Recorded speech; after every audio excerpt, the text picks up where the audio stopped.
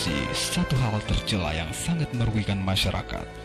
Bagaimanakah melakukan pencegahan korupsi melalui pendekatan keagamaan?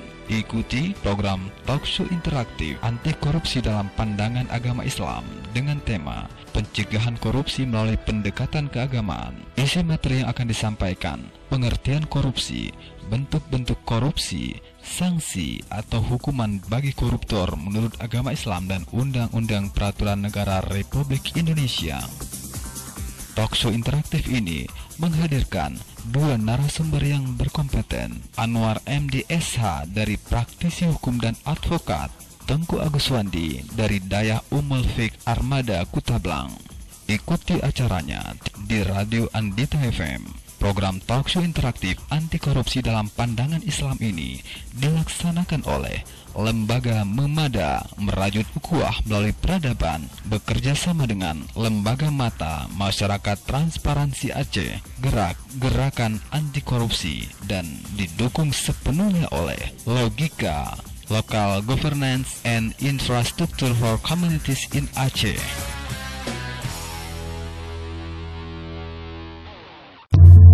Assalamualaikum warahmatullahi wabarakatuh. Selamat malam mitra pendengaran kita di manapun Anda berada. Tentunya sampai dengan sekarang ini masih terus saja mendengarkan siaran kami di 105.1 FM. Dan mitra pendengar, sebagaimana biasa ataupun sebagaimana yang sudah kami sebutkan tadi bahwa pada malam ini kita akan bersua dalam program talkshow interaktif di studio, di mana untuk malam ini topik yang akan dibahas yaitu pencegahan korupsi melalui pendekatan keagamaan. Dan mitra pendengar, acara ini sepenuhnya dilaksanakan oleh Lembaga Memada atau Merajut Ukhuwah Membangun Peradaban, bekerja sama dengan Lembaga Mata atau Masyarakat Transparansi Aceh, juga Lembaga Gerakan Anti Korupsi, dan didukung sepenuhnya oleh Logika, Local Governance and Infrastructure for Communities in Aceh. Dan mitra pendengar dimanapun Anda berada, sebagaimana biasa untuk program talkshow ini nanti kami mengundang partisipasi Anda di line telepon 0644441929. Dan saat ini di studio sudah hadir dua narasumber kita yang akan menjawab pertanyaan-pertanyaan Anda nanti. Masing-masing ada Pak Anwar MDSH, beliau dari praktisi hukum dan advokat. Selamat malam, assalamualaikum Pak Anwar. Waalaikumsalam. Dan di samping Pak Anwar juga telah hadir di studio yaitu Tengku Agus Wandi. Beliau berasal dari Dayah Ummul Fiqh Armada Kutablang. Assalamualaikum, selamat malam Tengku Agus Wandi. Waalaikumsalam. Dan mitra pendengar, untuk malam ini adapun materi-materi yang akan kami sampaikan yaitu pengertian korupsi, bentuk-bentuk korupsi, dan juga sanksi hukum, sanksi atau hukuman bagi koruptor. Hal ini tentu menurut dari kacamata ataupun pandangan agama Islam dan Undang-Undang Peraturan Negara Republik Indonesia, serta bagaimana melakukan pencegahan korupsi melalui pendekatan keagamaan. Dan mungkin sebelum kita buka kesempatan bagi Anda nanti yang ingin berpartisipasi untuk program ini, dan sebelum lebih jauh kita berbincang-bincang untuk talk show malam hari ini, mungkin akan lebih baiknya pula kita dengarkan dulu pemaparan singkat yang akan disampaikan oleh dua narasumber kita tentang bagaimana sebenarnya untuk mengantisipasi korupsi ataupun bagaimana pandangan dalam kacamata Islam tentang korupsi itu. Mungkin dalam hal ini untuk yang pertama sekali akan disampaikan oleh Tengku Agus Wandi. Baik Pak Agus Wandi, sebagaimana topik yang kita sampaikan untuk malam ini, pencegahan korupsi melalui pendekatan keagamaan. Nah, bagaimana sebenarnya pandangan dari kacamata Islam sendiri tentang korupsi ini? Baik. Assalamualaikum warahmatullahi wabarakatuh. Waalaikumsalam warahmatullahi wabarakatuh. Di awal-awal saya ingin mengungkapkan bahwa satu semangat untuk mereformasikan diri, apa yang terkandung di dalam Undang-Undang Nomor 11 Tahun 2006 Bab 4 Pasal 20 adalah kebebasan untuk mengatur self-government, pemerintahan sendiri yang bebas dari korupsi, yang efektif, efisien, dan akuntabel. Hmm. Tentunya kita dari masyarakat Birun, ini bicara konteks Birun, Pertanyaannya adalah terkait dengan anti korupsi. Kalau bukan kita sebagai masyarakat Birun, siapa lagi? Kalau bukan di Birun, di mana lagi? Dan kalau bukan sekarang, kapan lagi?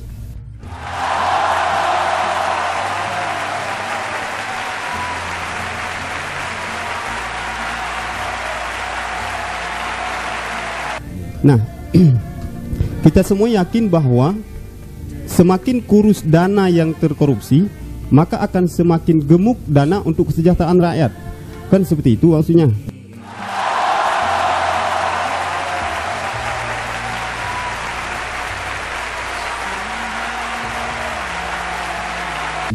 Nah, dari pandangan kacamata agama bahwa korupsi adalah musuh bersama dalam agama. Dari agama apapun yang ada di negara Republik ini, tidak ada agama yang menghalalkan yang namanya korupsi. Iya. Oleh karena itu adalah musuh bersama di dalam agama, tentunya kita sepakat bahwa korupsi itu memang harus diberantas. Nah, untuk pada awalnya kita meyakini bahwa korupsi ini adalah sumber bencana. Karena korupsi berbahaya bagi moral, korupsi berbahaya bagi keluarga, korupsi berbahaya bagi pendidikan, korupsi berbahaya bagi kesehatan. Korupsi juga telah mengusir anak-anak negeri dari sekolah, dan korupsi juga telah membuat anak bangsa jadi babu di luar negeri.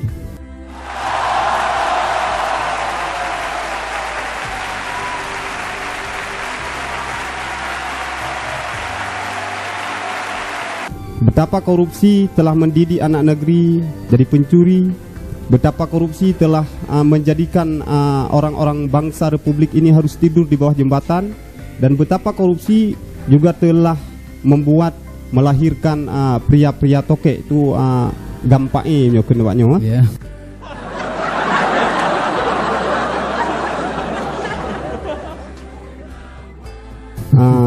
Nah, dalam artian bahwa korupsi ini adalah jajahan.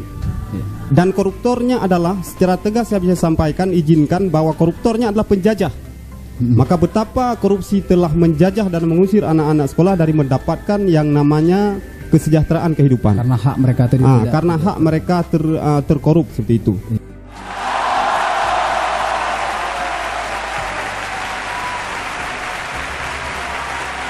Baik. Lebih daripada itu bahwa tindakan dan aksi korupsi juga mempercepat kiamat. Ini yang anehnya nih. Karena dengan berbagai hal. Soeharto mengatakan pembangunan seutuhnya. Pak Habibie mengatakan pembangunan seluruhnya. Pembangunan seutuhnya Soeharto dan pembangunan seluruhnya Pak Habibie, itu artinya kan pendidikan yang harus kita pikirkan. Artinya kan kesehatan yang harus kita utamakan. Artinya kan lapangan kerja yang harus kita buka buat anak-anak bangsa. Artinya kan masyarakat Republik ini yang harus kita selamatkan dari segala tindakan yang tertindas. Nah, lebih daripada itu bahwa untuk memberantas yang namanya korupsi itu harus kerjasama yang terjalin baik. Kalau bisa saya eksemplifikasikan, ada 15 ustadz rapat, dia ingin bangun rumah sekolah misalkan. Ini insya Allah lama selesainya. Benar. Karena semua bapak ustadz semuanya buka kitab. Udah 3 bulan masih cari rumusan. Belum ada perbedaan pendapat.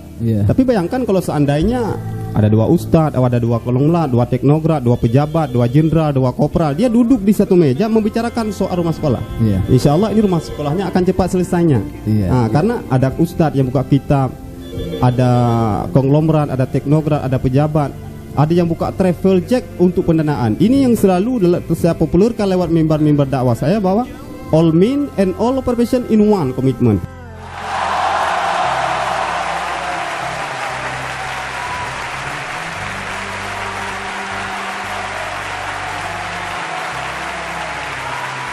Walau posisi kita yang beda, tapi tujuan kita yang sama. Apapun dimensi, multidimensi profesi kita, musuh kita sama adalah korupsi.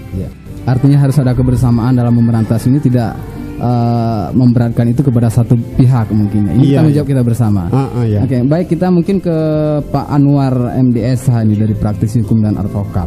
Menurut pandangan Bapak sendiri bagaimana? Kalau tadi Pak Agus Wandi sudah begitu tegas menyebutkan bahwa korupsi itu ternyata bahayanya itu sangat mendalam ya. Dengan adanya korupsi itu sampai ke anak-anak bangsa, katanya bisa pendidikan mereka bisa, ya kita katakan tadi tidak mendapatkan itu dengan baik karena mungkin hak-hak mereka itu terampas itu. Nah, dari pandangan Bapak sendiri selaku praktisi hukum ini bagaimana? Baik, terima kasih. Assalamualaikum warahmatullahi wabarakatuh. Waalaikumsalam warahmatullahi wabarakatuh. Terima kasih kepada kita semua. Terima kasih juga kepada pendengar yang beriman di seluruh Kabupaten Biren dan di luar Kabupaten Biren mungkin. Menarik sekali bahwa persoalan korupsi yang kita sama-sama bicarakan pada malam hari ini sebenarnya adalah persoalan yang telah cukup mengakar dalam kehidupan berbangsa di Indonesia ini, bahkan dunia. Nah, kemudian efeknya ternyata bahwa praktik dari tindakan korupsi ini telah meluluh lantakkan dari berbagai sektor kehidupan, sebagaimana dikatakan oleh Ustaz Agus Wandi tadi, telah menghancurkan berbagai sisi kehidupan, terutama sisi pendidikan mungkin, sisi kesehatan dan berbagai sisi lain yang tentu hal ini harus dibasmi, harus diberantas dan tidak mungkin dipelihara untuk untuk tahun-tahun berikutnya. Oleh karenanya kepada generasi muda terutama, kepada penyelenggara negara, kepada DPR, kita mengajak untuk senantiasa memperhatikan hal ini karena persoalan korupsi ini menurut saya adalah persoalan krisisnya moral.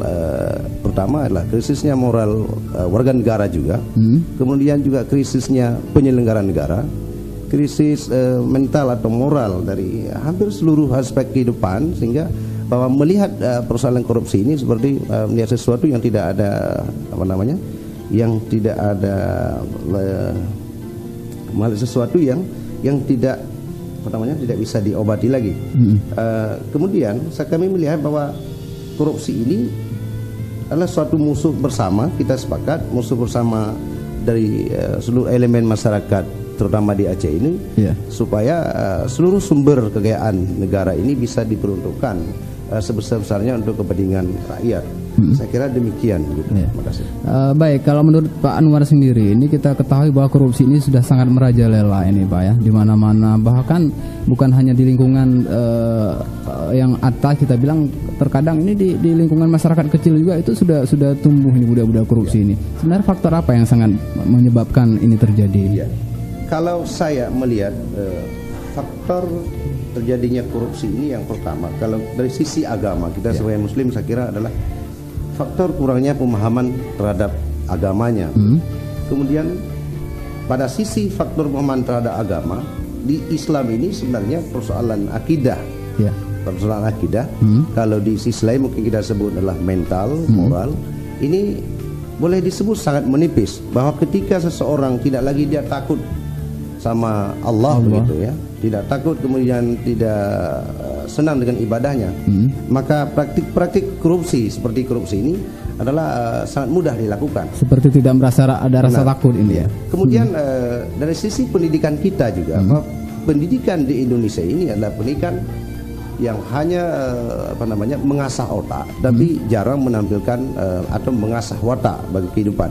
Nah, ketika alumni dari pendidikan dia menjabat di pemerintahan, maka yang dia lihat adalah bagaimana dia mengumpulkan uang sebanyak-banyaknya, memperkaya diri sendiri dan sebagainya, tidak memperdulikan bagi apa yang menjadi amanah oleh negara terhadap dia begitu. Padahal dari harta yang diembankan itu umumnya itu adalah hak-hak orang lain yang harus diimplementasi, namun ternyata itu tidak mungkin. Benar. Oke, kita kembali mungkin ke Tengku Agus Wandi ini. Sebagaimana yang kita sampaikan ini tentang masalah korupsi dalam Islam sendiri ini, yang dikategorikan korupsi itu bagaimana itu? Apakah hanya yang seperti yang lazim kita ketahui sekarang ini, misalnya ada dana yang diperuntukkan bagi masyarakat, namun itu tidak disampaikan, malah diambil untuk memperkaya diri sendiri? Apakah hanya sebatas itu yang namanya korupsi, atau mungkin ada penyebaran yang lebih luas tentang korupsi?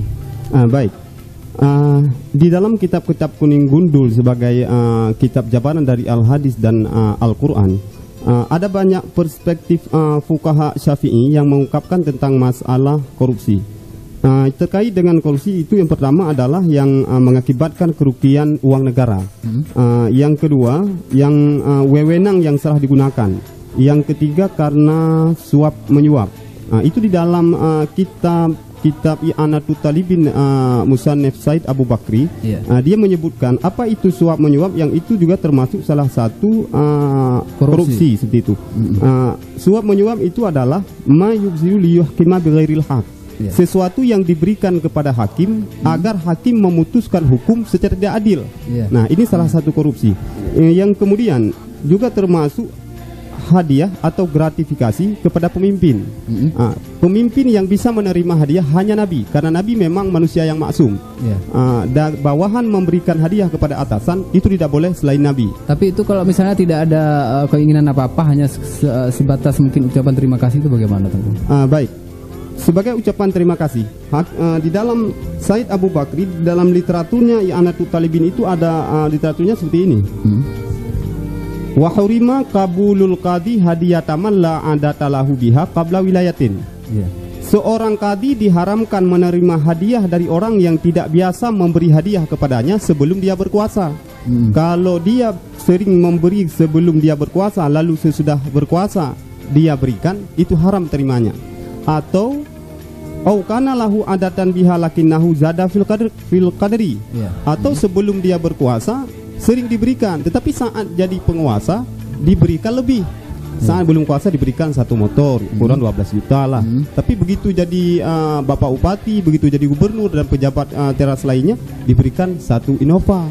Ini dilebihkan kadarnya, ini juga haram diterima oleh seorang hakim. Lebih daripada itu, ingkana fi mahallihi au mahalli wilayatihi, yang haram diterima itu jika orang yang memberikan tinggalnya di wilayah kekuasaan pemimpin itu. Kalau bicara dalam konteks birin yang memberikan orang Muslim itu tak apa. Artinya kalau di lain daerah itu tidak menjadi suatu hal. Iya.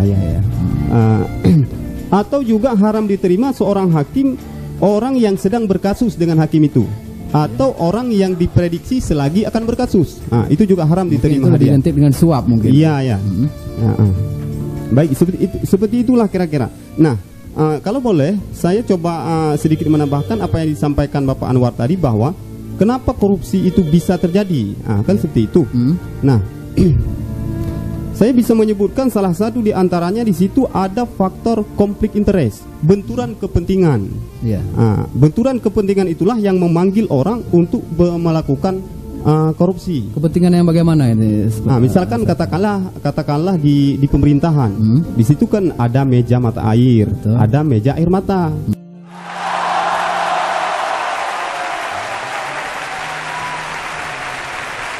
Yang ada meja mata gaji, ada meja mata gergaji.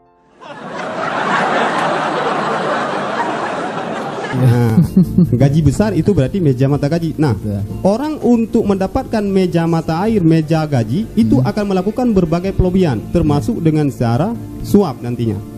Makanya di dalam hadis Rasul itu disampaikan bahwa kalau kita bandingkan, apabila kerbau berantam sama kerbau, yang hancur rumput.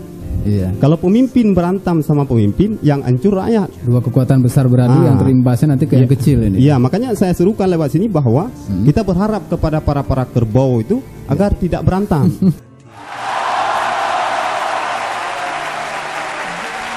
Sayang rumputnya mau tumbuh. Sayang rumputnya tertindas. Ya baik, mungkin sambil kita berbincang-bincang, kita sudah membuka bagi pendengar dimanapun Anda berada untuk berpartisipasi di line telepon 0644441929. Silakan Anda bertanya seputar topik yang kita bahas untuk malam ini, yaitu pandangan korupsi, pencegahan korupsi melalui pendekatan keagamaan. Dan mungkin sudah ada yang masuk, coba kita sapa sebelumnya. Assalamualaikum warahmatullahi wabarakatuh. Terputus kembali nih. Kembali kami nantikan Anda di line telepon 0644441929, tentunya sambil kami terus berbincang-bincang seputar topik yang kita angkat untuk malam ini. Halo, assalamualaikum. Assalamualaikum. Halo. Ya mungkin tidak terdengar nih di sana ya.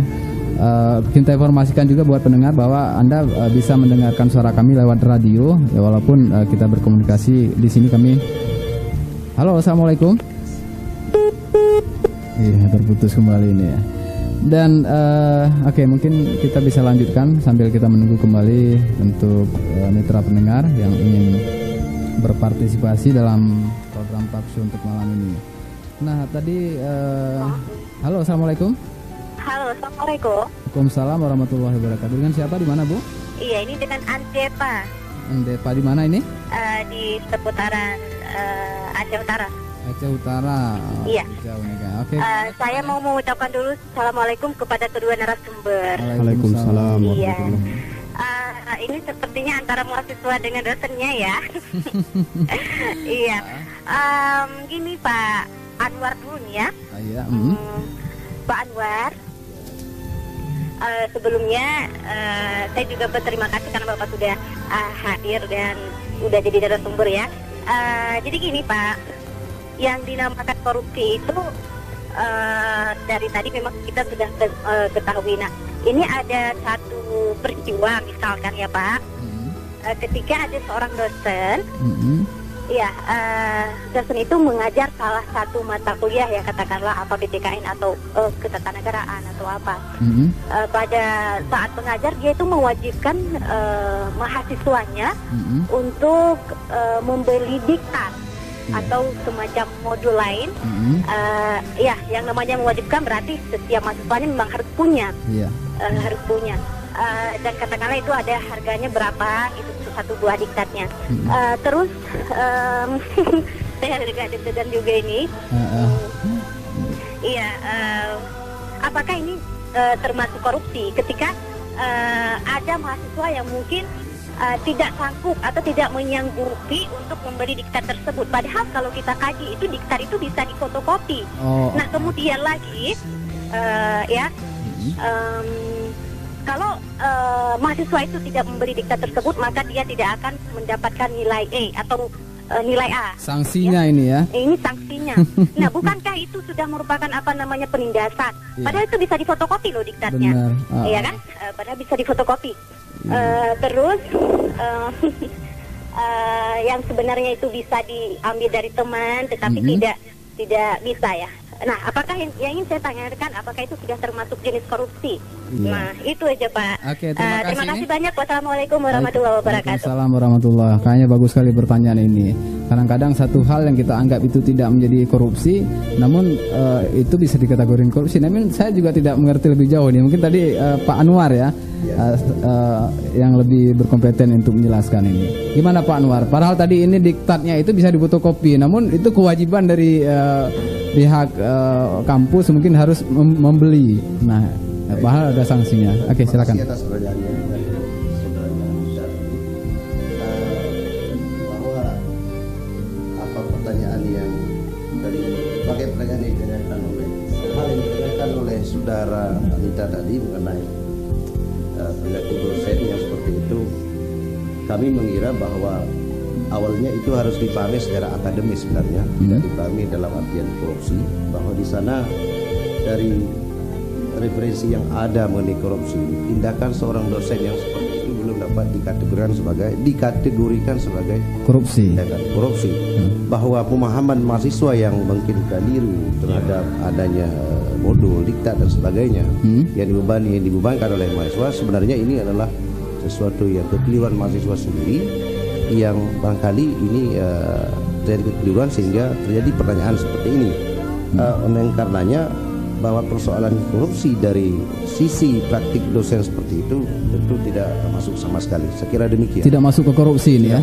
Tapi padahal ini katanya tadi bisa difotokopi Pak. Sedangkan di sini diwajibkan untuk membeli ini. Gimana ini Pak? Tindakan dari undang-undang, kalau kita mengacu bicara korupsi sekarang sebenarnya, kita mau bicara korupsi dalam artian hukum positif, maka sesuai dengan Undang-Undang Nomor 31 Tahun 1999 untuk Undang-Undang Nomor 20 Tahun 2001 ini sama sekali tidak ditemukan kejadian yang seperti ini adalah termasuk dalam korupsi. Barangkali kalau mau didiskusikan persoalan ini di tingkat kampus, maka ini akan ditemukan di mana sih apa sih yang sebenarnya terjadi tentang ini.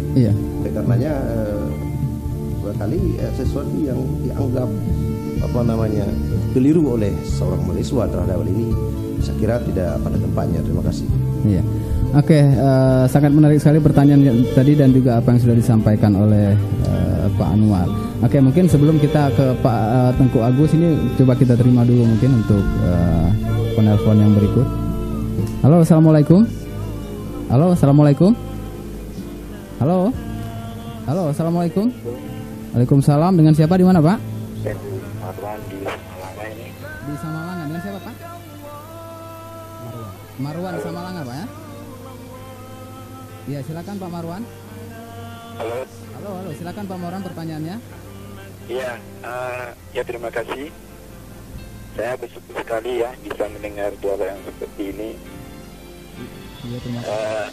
Saya sudah mendengar paparan dari Pak Tengku, Pak Ruswandi, Iya. juga Pak Anwar kan. Yang menjadi pertanyaan kami adalah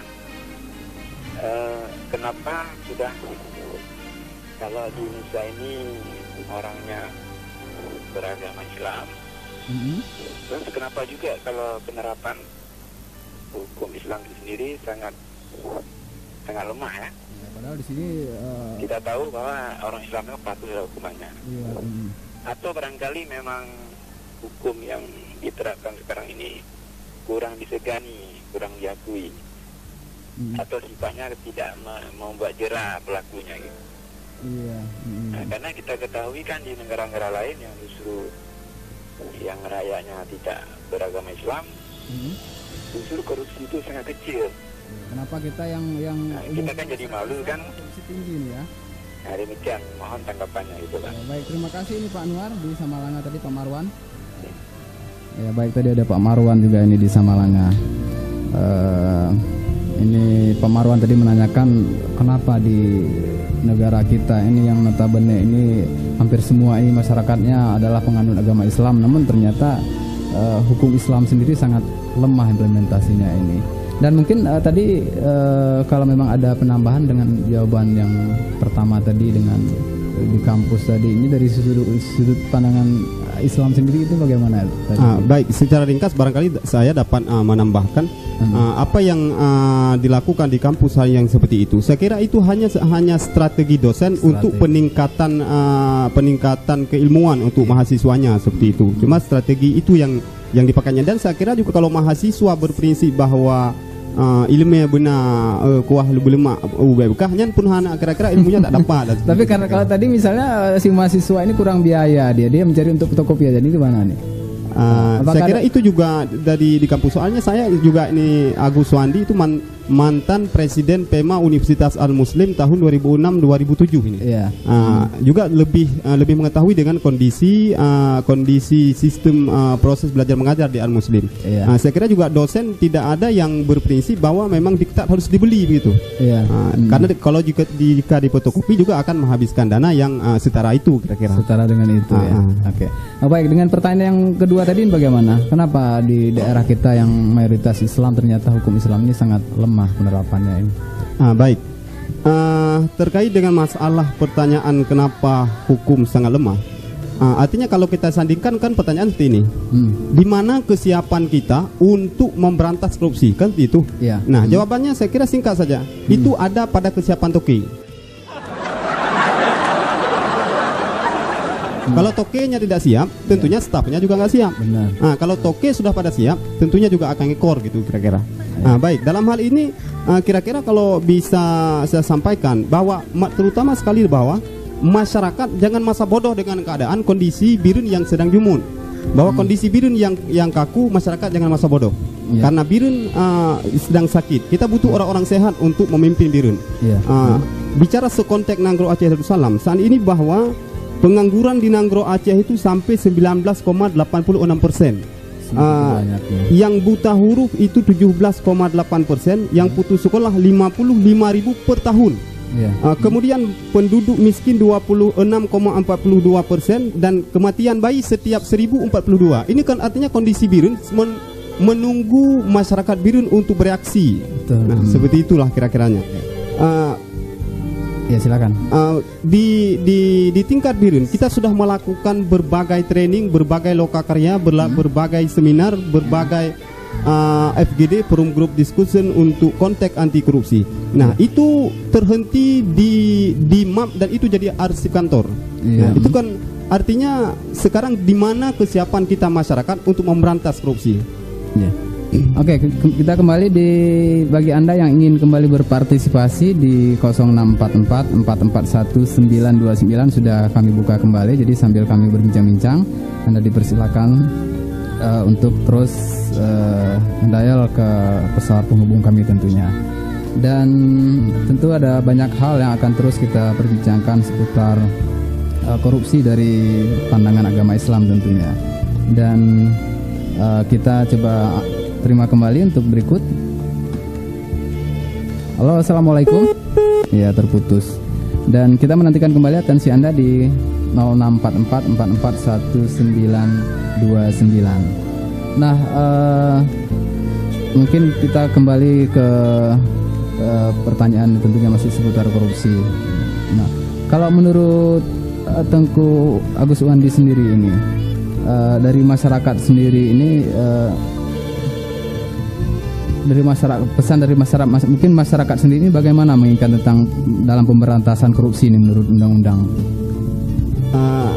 Saya berharap bahwa salah satu kekuatan yang bisa kita andalkan dari masyarakat adalah turut mendukung pemerintah dalam melakukan pengawasan terhadap dana publik. Soalnya ada banyak faktor yang membangkit, mendongkrak dan menguatkan kita untuk terus melakukan pengawasan. Yang pertama adalah karena kedaulatan tertinggi di negara Republik ini berada di tangan rakyat. Terus yang kedua adalah uang negara itu dari rakyat. Jika terjadi korupsi, yang rugi juga rakyat, kan seperti itu artinya. Kemudian pengawasan rakyat itu juga dijamin oleh Undang-Undang 31 tahun 99 pasal 41. Karena lembaga kontrol yang mandul bisa dikatakan bila kita sandingkan dengan kuantitas yang sedikit dari para koruptor, kuantitas yang lebih banyak, maka artinya ini mendesak kita sebagai rakyat untuk berdampingan melakukan pengawasan dana publik ini. Dan pemerintah dengan strategi yang lain juga harus membuka layanan akses seluas-luasnya kepada masyarakat agar masyarakat tahu setiap proyek yang ditender, masyarakat tahu itu.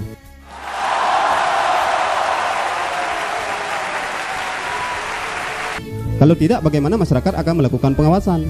Iya. Oke, di 441929 dan kita kembali mungkin ke Pak Anwar ini.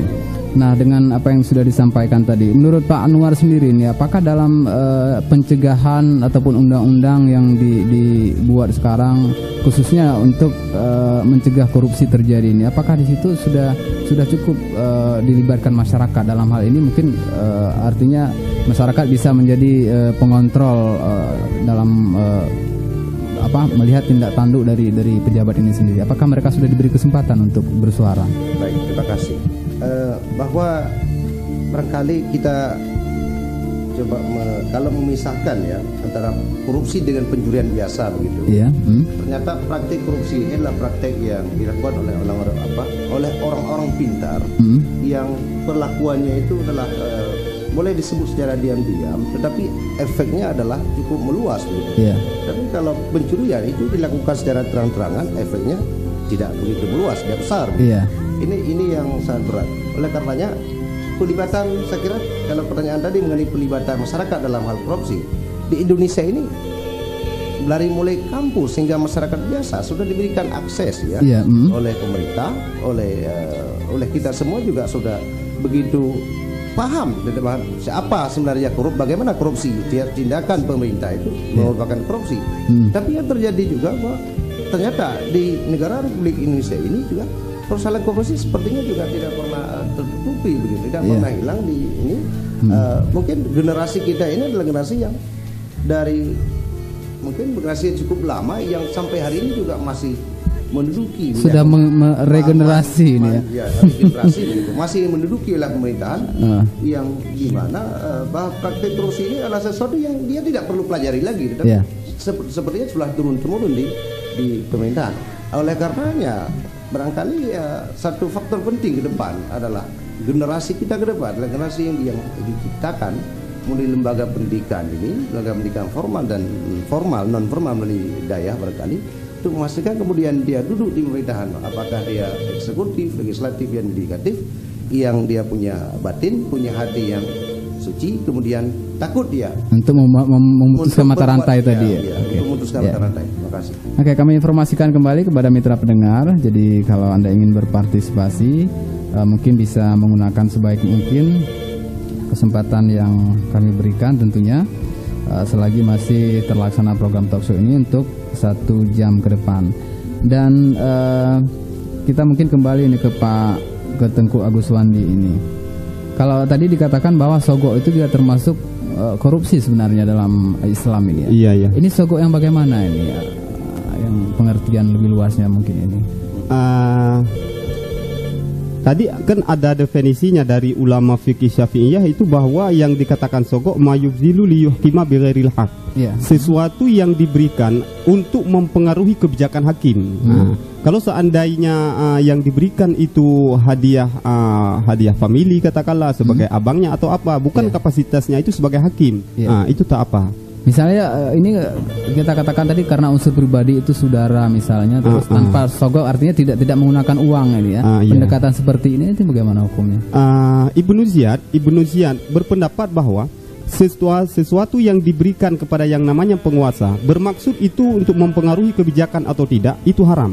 Itu Ibnu Ziyad. Tetapi kalau Said Abu Bakri itu lebih terarah kepada jika yang diberikan itu untuk mengharapkan kebijakan diputuskan hukum dengan benar, itu tidak haram. Kalau diberikan untuk berharap kebijakan diputuskan secara tidak adil, itu haram. Dan mungkin ini tadi lebih kita tahu mungkin lebih ininya tadi bahwa harta yang diambil itu artinya itu harta yang seharusnya itu diperuntukkan bagi masyarakat luas ya.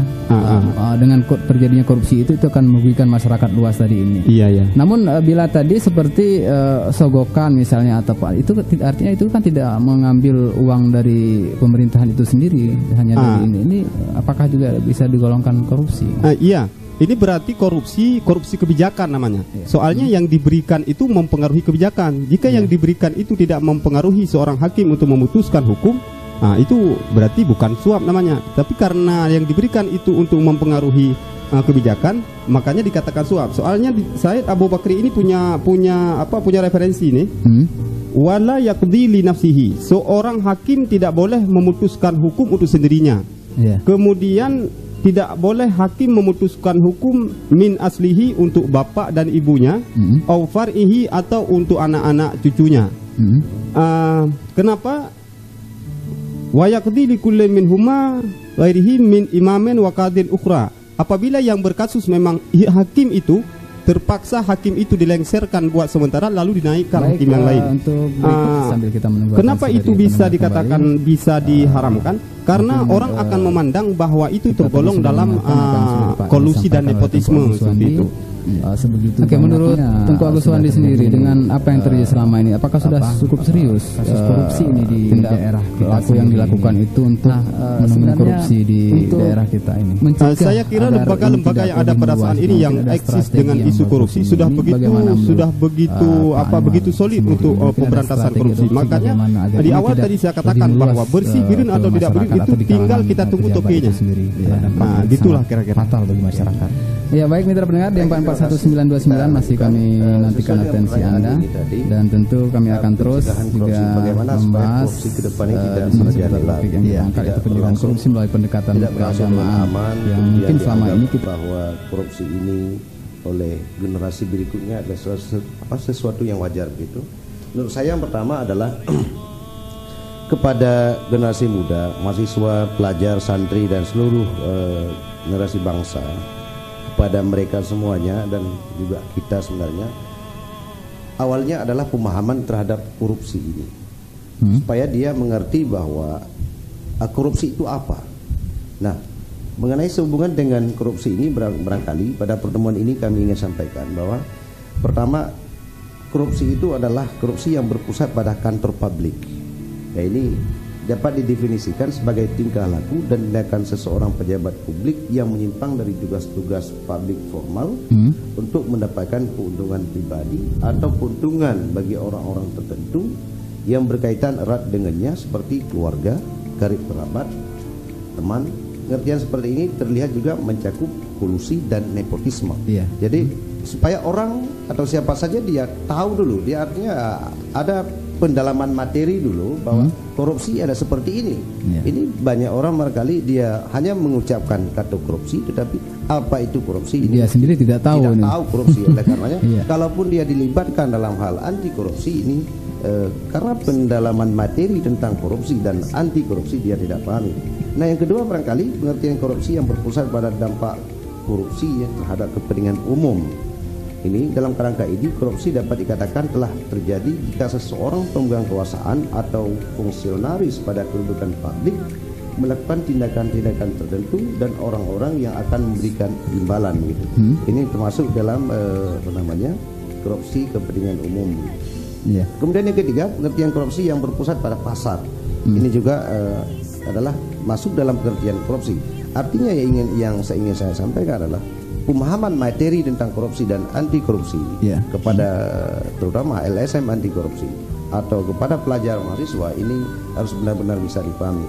Yang kedua, strategi pencegahan menurut kami adalah karena kita sebagai muslim setentang korupsi ini oleh segenap unsur pimpinan di dalam pimpinan baik di daerah maupun di mana-mana. Saya ingin sering mengatakan begini, bahwa apapun jabatan kita, apapun kita amanah yang diberikan oleh rakyat, kalau bila kita sebagai muslim, maka amanah yang pertama yang dibebani oleh Allah dan Rasul kepada kita adalah sejauh mana kita sudah mampu menerapkan agama itu di dalam jabatan kita.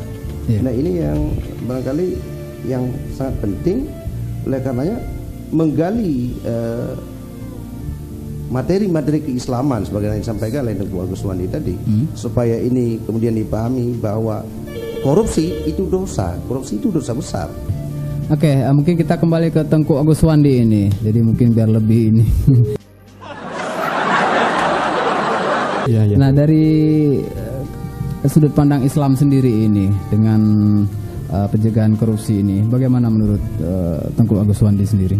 Baik, terkait dengan sistem pemberantasan korupsi dari kacamata agama seperti itu lebih awal saya ingin menegaskan, menumbuh kembangkan pertama poinnya adalah menumbuh kembangkan semangat rakyat, semangat masyarakat dan semangat sasaran korupsi, sasaran lembaga anti korupsi seperti maksudnya meyakini akan keberadaan dan kebenaran al-hadis, keberadaan isi Al-Quran seperti itu.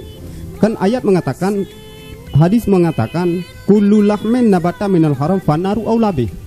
Setiap daging yang tumbuh dari makanan yang haram, maka hanya nerakalah yang pantas membakarnya. Yang kemudian ada lagi la'anallahu wa rasuluhu rasi wal murtasi wa rais. Allah akan melaknat dan rasulnya akan melaknat orang penyuap, penerima suap dan perantara suap. Berikutnya bisa saya tambahkan ar-rasi wal murtasi finnar. Itu hadis Nabi bahwa penyuap dan penerima suap itu jaminan neraka. Itu diantaranya. Ada lagi ayat menerangkan innalladzina yaftarunal kadziba la yuflihun. Sesungguhnya orang-orang yang berlaku dusta itu pasti tidak akan diselamatkan. Ada lagi innalladzi ya'kulu wa yashrabul haram fa innama ya'kulu wa yashrabun nar. Orang yang makan dan minum yang haram itu hanya makan dan minumnya neraka. Nah, konsepsinya apa?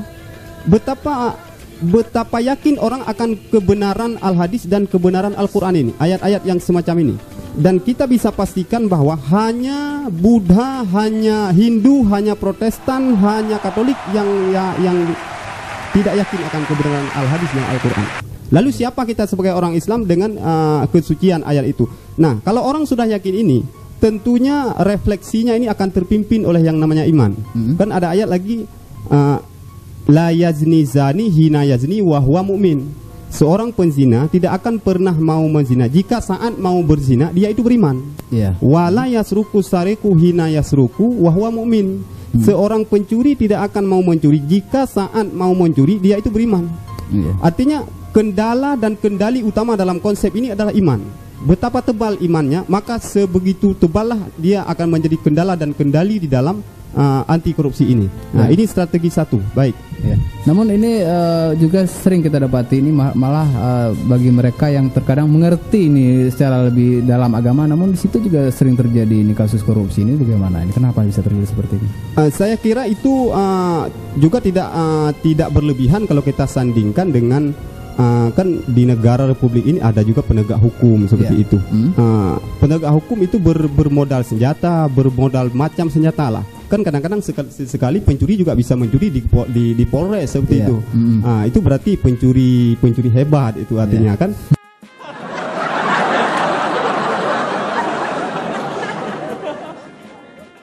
Artinya ada kesempatan. Makanya polisi itu punya rumus. Kejahatan terjadi karena dua faktor. Ada faktor N dan faktor K. Faktor niat, faktor kesempatan. Kalau kesempatan tidak bisa sekarang, bisa dinantikan. Tidak bisa nanti, bisa diesokkan. Tidak bisa besok, dilusakan. Kan segitu. Tetapi kalau iman sudah memimpin dia untuk berkorupsi, ini yang menjadi modal utama seperti itu. Saya sambungkan. Oke, silakan. Itu solusi satu. Strategi yang berikutnya adalah ini praktek apa yang saya sampaikan ini belajar dari sirah Rasul, apa yang diterapkan pada saat penjabaran Islam ke daerah-daerah Habasyah, daerah Syam dan sebagainya itu. Hadis Rasul mengatakan al-ustadu murabbi la mudarrisud darsi. Seorang guru itu kapasitasnya sebagai pendidik, pembimbing, pengasuh, bukanlah mudarrisud darsi, bukan sebagai pengajar. Soalnya di era globalisasi, di era modernisasi, di era digitalisasi yang seperti ini, untuk memberikan ilmu kepada generasi tidak harus sekolah lagi saya kira. Tidak harus ke pesantren lagi. Cukup dengan memiliki satu unit internet, dia akan lebih banyak waktu untuk mendapatkan ilmu. Tinggal pencet tombol saja. Tetapi pertanyaannya satu, mampukah internet itu akan mengajarkan moral kepada pelanggannya? Kan itu pertanyaan.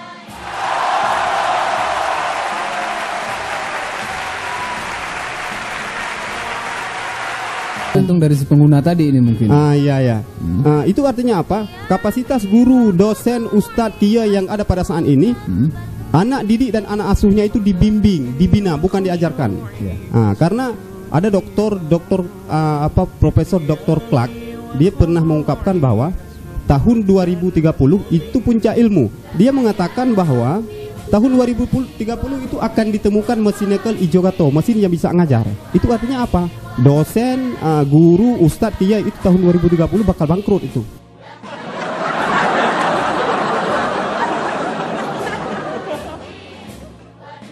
Seorang semua akan belajar dari mesin. Nah, ini artinya apa ini? Artinya kapasitas guru pada saat ini adalah penyuplai moral kepada anak didiknya yang mengakibatkan mereka terpelihara dari berbagai macam kejahatan seperti itu. Yang kemudian strategi yang keempat untuk pemberantasan korupsi. Kan kita tahu bahwa dari pihak penegakan hukum dan pemerintahan itu ada 5 sudut bisa saya eksemplifikasikan ya. Ada ke hakim, ada penasehat hukum, ada pemerintah, ada pengadilan, ada kepolisian seperti itu. Ini dari 5 sudut ini harus kita renggangkan.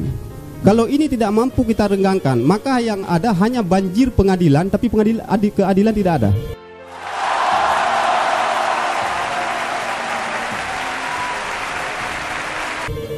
Nah, seperti itulah kira-kiranya. Artinya dari segala sektor pekerja ini, pemerintahan bisa dikatakan dan penguasa, pemimpin lah, ini jangan skandal.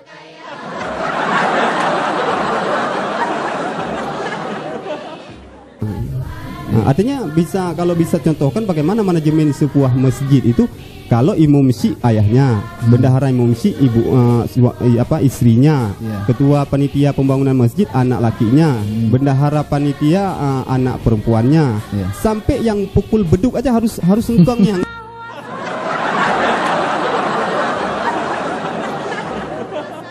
tak bisa mengungkang orang lain. Nah, itu bagaimana manajemen kemakmuran sebuah masjid itu akan bisa berjalan. Ini kan kita cerita strategi ini. Kemudian masih berwaktu ya. Silakan. Strategi yang kelima, perlindungan saksi dan perlindungan pelapor. Orang tidak akan pernah berani melapor, orang tidak akan pernah mau berani bersaksi kalau dia tidak dilindungi. Dan sekarang ini gimana? Apakah untuk bagi pelapor itu ada di kalau menurut pandangan dari Tengku Agus Wandi sendiri? Saya kira ada, percuma ini agak jalan di tempat lah. Maksudnya kita udah lari udah, tapi lari di tempat lagi seperti itu. Taplung nah tapi babaksa taplungi. Menang lah kira-kira aja. Saksi dan pelapor itu strateginya juga harus dirahasiakan identitasnya sehingga orang akan berani. Dan pelapor dan saksi ini juga sebagai entitas yang harus dilindungi oleh bupati dari retalitas balas dendam.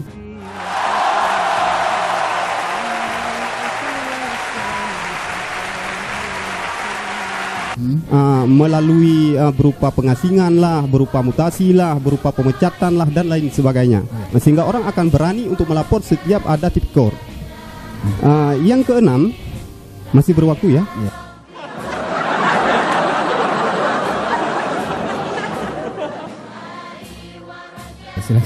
Strategi yang keenam adalah sistem reward dan sanksi. Pemerintah harus menyediakan bahwa orang yang komit untuk pemberantasan korupsi itu, dan termasuk untuk sanksi dan pelapor, diberikan hadiah. Pimpinan Pimpro, pimpinan proyek dan perusahaan yang melanggar katakanlah sudah disepakati fakta integritas itu harus didaftar hitamkan. Boleh jadi untuk 1 tahun dia tidak boleh ikut tender seperti itu.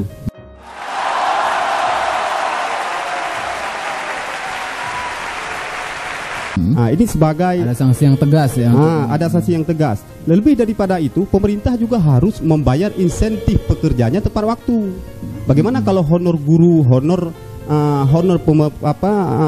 aparaturnya gaji bulan 6 dibayar bulan 12. Dari bulan 6, 7, 8, 9, 10, 11 dia makan apa?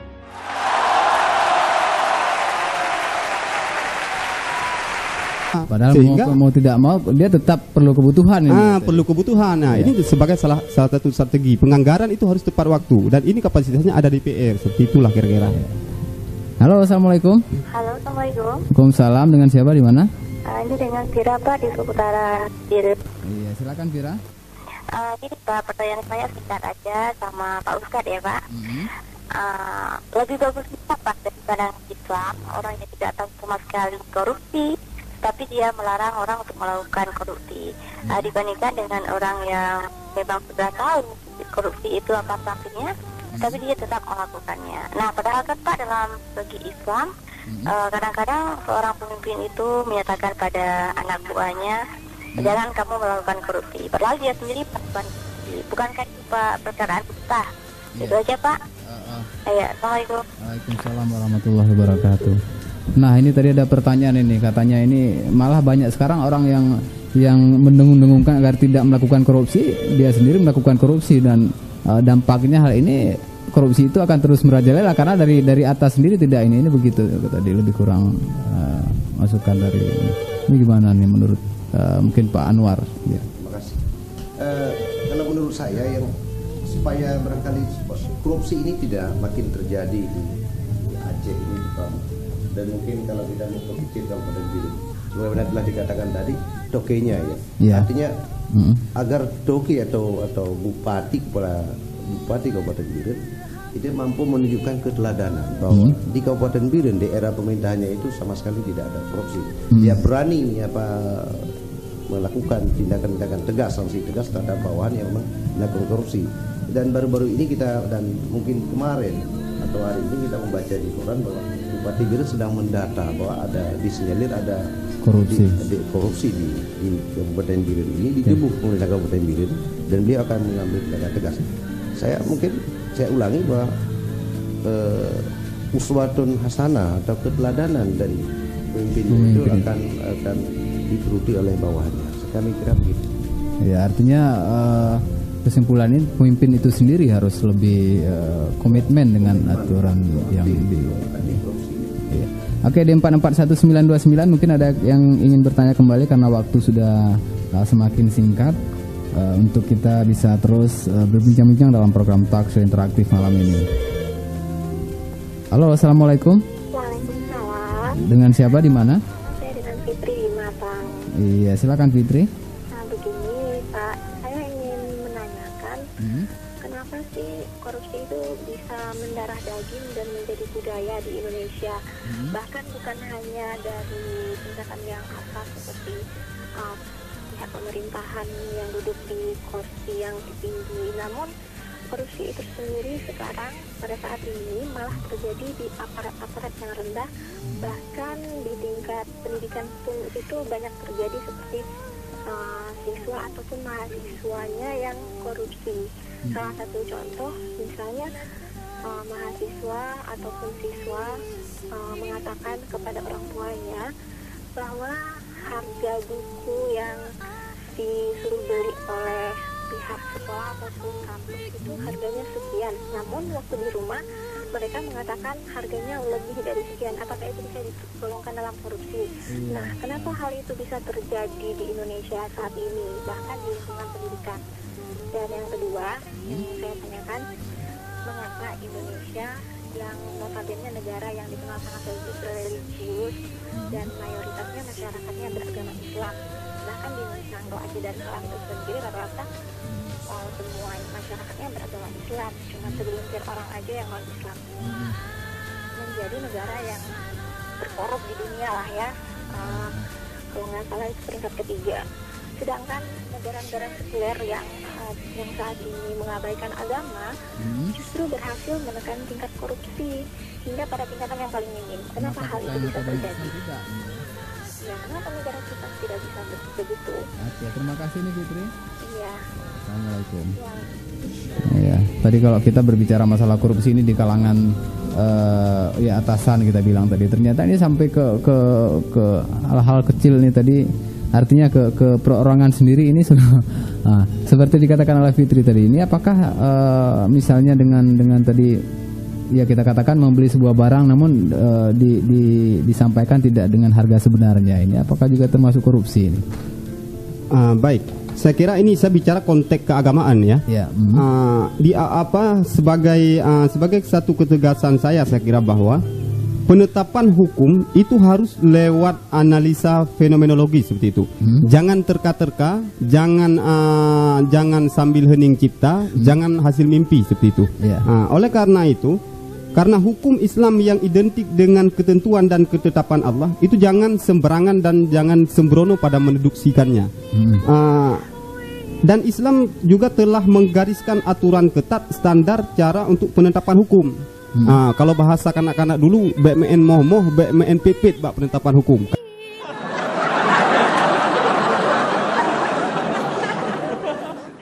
Karena ini terkait dengan hukum Islam soalnya. Lebih daripada itu bahwa karena penetapan hukum Islam ya identik, orang akan memandang hukum Islam itu ketetapan Tuhan. Kita tidak bisa menetapkan kalau kita tidak menemukan relevansi yang meyakinkan dari nas, dari Al-Quran atau dari hadis seperti itu. Apalagi jika itu menyangkut dengan sanksi. Saya yakin orang akan cuci tangan nantinya. Orang pemutus hukum akan cuci tangan jika setelah hukum diputuskan ternyata setelah realisasinya ternyata hukum melenceng. Maka karena itu saya kira di sini juga tidak bisa saya katakan itu korupsi atau tidak korupsi, karena itu harus lewat analisa fenomena kira-kira, lewat proses seperti itu ya. Karena nanti di dalam konsep agama itu ada yang namanya ikhtilas, pencopetan, ada yang namanya muharabah, perampok, ada yang namanya pengkhianatan, ada penipuan, ada pencurian, ada penyuapan. Nah, ini bisa kita tentukan apa yang mana dia itu. Ini harus lewat analisa. Seperti itu. Tidak semua itu bisa dikategorikan korupsi. Iya. Dan ini tadi kalau mungkin tadi sudah dijawabkan agak secara ringkas saja. Mungkin tadi Fitri juga menanyakan bahwa kita notabene di sini Islam dan mengerti agama lebih dalam misalnya. Namun ternyata praktek budaya korupsi ini sangat merajalela. Ini bagaimana ini caranya ini? Pastinya kan kita tahu bahwa ketika orang tidak berkesempatan akan selalu berkampanye. Gayang korupsi, gantung koruptor kan seperti itu. Tapi ketika kesempatan dia dapat, rupanya dia juga yang melakukan. Dia yang melakukan. Makanya dalam prinsip anti korupsi strategi pemberantasan kita harus pakai sistem pemasangan sistem pemasangan apa itu Pak Anwar tuh ngan tunuknya punan Bube ya, bube. bube itu ya. Itu harus pakai sistem pemasangan bube, itu harus ada 2 muka dia. Artinya ikan dari arah barat dia akan masuk lewat muka barat, ikan dari arah timur akan bisa masuk lewat muka timur. Kita berharap pada 2 muka bube itu jangan ada kepiting yang nongkrong di depan itu.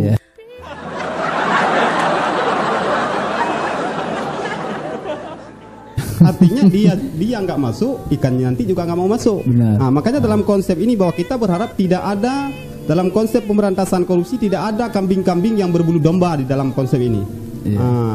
Apa yang hanya menyenggol kawan seiring dan menggunting di dalam lipatan. Padahal punya kepentingan sendiri. Punya kepentingan sendiri. Oke, mungkin sebelum kita tutup ini kembali ke Pak Anwar sendiri ini dengan fenomena yang terjadi ini sendiri tentu sangat mengkhawatirkan sampai sebegitu jauhnya telah terjadi praktik korupsi di daerah kita ini sendiri. Nah, sebenarnya hukuman bagaimana yang wajar diberikan ataupun ketentuan sekarang terjadi untuk mereka yang terbukti melakukan korupsi ini? Baik. Nah, kalau kita membaca di Undang-Undang Nomor 31 ya, tahun 1999 yang telah diubah dengan Undang-Undang Nomor 20 tahun 2001, sesungguhnya dari berbagai sanksi ancaman hukuman itu sudah sangat pantas bagi pelaku korupsi dari berbagai sudut korupsi tadi. Tetapi bahwa dalam hal pembuktian tindak pidana korupsi, mulai dari kepolisian, kejaksaan dan pengadilan, ini ternyata tidak semudah daripada pembuktian terhadap kasus pencurian atau kasus-kasus tindak pidana lain. Kasus tindak pidana korupsi ini sangat sistematis karena dilakukan oleh orang-orang yang memang mungkin mampu di bidang itu. Dia mampu sepertinya dia mampu menghilangkan unsur-unsur daripada tindak pidana. Bahkan kadang dilakukan secara berjamaah mungkin ya. Karena kalau bicara suatu tindak pidana kemudian dia bergulir ke lembaga penegak hukum, ini yang dipersoalkan bagaimana kasus atau fakta yang dilakukan oleh seseorang yang kemudian kita akan sebut koruptor itu harus sesuai dengan fakta-fakta yang ada, begitu, bukti-bukti. Artinya unsur-unsur yang ada di pasal undang-undang ini harus sesuai dengan fakta-fakta yang ada. Ketika ini tidak, atau ketika unsur-unsur dari tindak pidana korupsi tidak bisa tercukupi, maka ini bisa jadi orang yang sebelumnya di masyarakat sudah disebut korup, tapi bisa saja di pengadilan nanti tidak dikategorikan korup, atau nanti bebas, atau kalaupun dihukum maka hukumannya hukuman ringan, percobaan dan sebagainya. Nah, keadaan seperti ini, kasus korupsi bermiliar rupiah yang telah merugikan keuangan negara, ini barangkali tidak memberikan cambuk yang begitu besar kepada sang koruptor.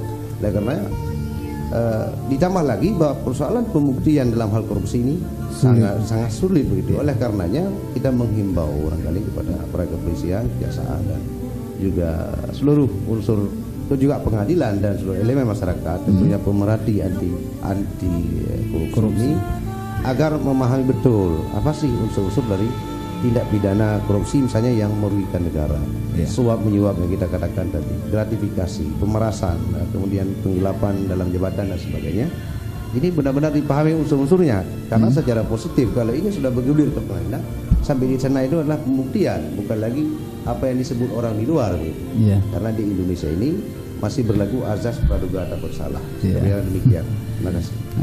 Artinya kalau hukum itu tidak ditegaskan dan tidak komitmen dilakukan, ini akan sangat sulit. Mungkin sedikit lagi saya ingin sambung bahwa kalau kita membaca secara jujur di undang-undang ini, kalau mau diterapkan benar terhadap pelaku korupsi, dari mulai hukuman mati, hukuman seumur hidup, hukuman 20 tahun, 15 tahun, kemudian dendanya juga dari 250 juta sampai bermiliar, ini sudah tepat. Tepat sekali sebenarnya sudah sanksi ancaman hukuman. Tapi sanksi-sanksi seperti ini masih jauh panggang daripada api, sehingga tidak membuat takut atau jera bagi pelaku korupsi. Gitu. Kembali ke Teguh Agus Suwandi mungkin sebelum kita tutup perjumpaan kita untuk malam ini. Nah, ini seperti yang disampaikan oleh tadi Pak Anwar, memang ini harus ada satu ketegasan dan benar-benar serius agar korupsi ini bisa teratasi. Dan dari pandangan agama sendiri, bila seandainya kita katakanlah salah satu oknum itu sudah terbukti melakukan korupsi dan setelah itu terbukti dia mengembalikan dana tersebut, apakah dalam pandangan Islam itu sudah dimaafkan, artinya tidak melalui proses hukuman lagi ini atau bagaimana? Dia memang harus dihukum seperti itu, dan dana yang telah diambil itu harus dikembalikan.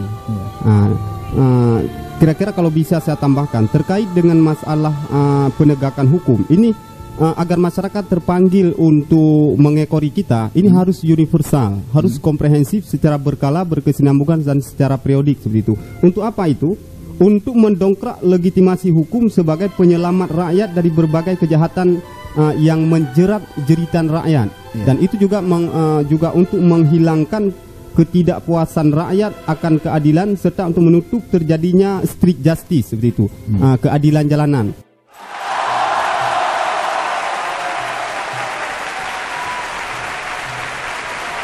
Kan biasa kita lihat peluit polisi bersuara, lalu keretanya ditangkap, ditanya mana inilah mana itulah, ternyata tidak beres, keretanya disuruh masuk ke dalam, yang punya kereta itu marah, akhirnya tank bensinnya itu dibuka, lalu bensinnya ditumpah, dibakar, koreknya dikeluarkan, dibakar oleh pemiliknya. Ini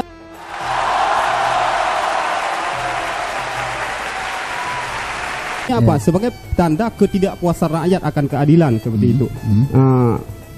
Apa dari bisa kita sandingkan dengan apa yang dilakukan Nabi pada saat Nabi sedang menceritakan soal pencurian. Lalu sahabat bertanya, "Ya Rasul, jika pencuri yang kami kembalikan kepadamu ya Rasul ternyata Fatimah, apa yang engkau lakukan?"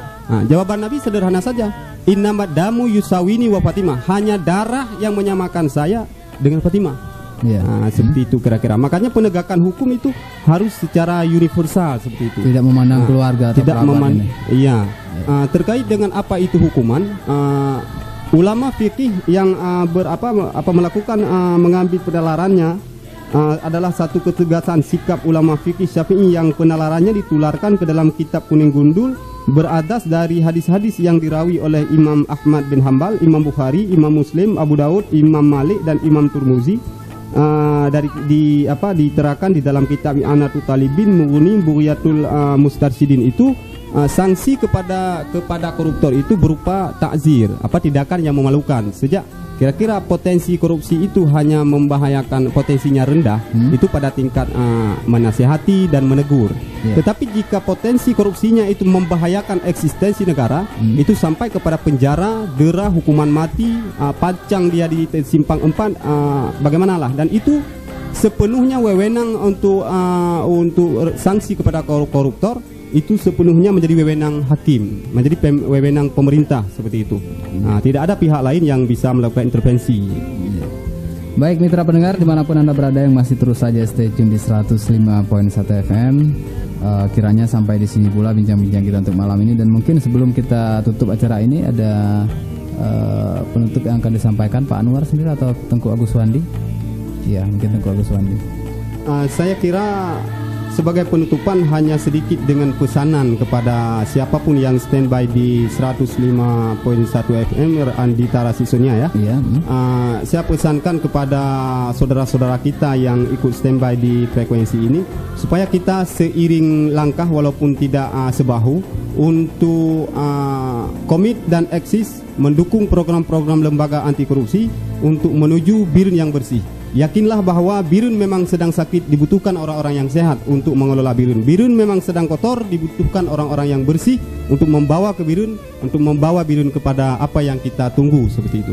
Baik, saya kembalikan. Ya, baik mitra pendengar, dimanapun Anda berada, terima kasih juga atas partisipasi Anda, dan juga terima kasih buat Anda yang sudah ikut mendengarkan siaran kami, yaitu Talkshow Interaktif untuk malam ini. Dan sebagaimana yang kami sampaikan sebelumnya bahwa acara ini dilaksanakan oleh lembaga Memada atau Merajut Ukhuwah Membangun Peradaban bekerja sama dengan lembaga Mata atau Masyarakat Transparansi Aceh, lembaga Gerak atau Gerakan Anti Korupsi, dan didukung sepenuhnya oleh Logika atau Local Governance and Infrastructure for Communities in Aceh. Dan mitra pendengar, sampai di sini pula jumpa kita malam ini. Semoga apa yang sudah disampaikan tadi setidaknya menjadi sebuah pelajaran berharga bagi kita tentang apa itu korupsi, dan kita juga sudah dengarkan tadi bagaimana dampak korupsi yang ternyata itu sangat merugikan orang lain, bahkan terhadap kalangan masyarakat lemah yang seharusnya kita perhatikan hak-haknya menjadi terkesampingkan. Itu tentu hanya karena ulah oknum yang melakukan korupsi, yang terkadang mereka melakukan itu juga tanpa rasa takut atau ya kita katakan tanpa ada beban. Dan sekali lagi saya yang bertugas Saudi juga segera pamit diri. Selamat malam dan assalamualaikum warahmatullahi wabarakatuh. Sampai jumpa.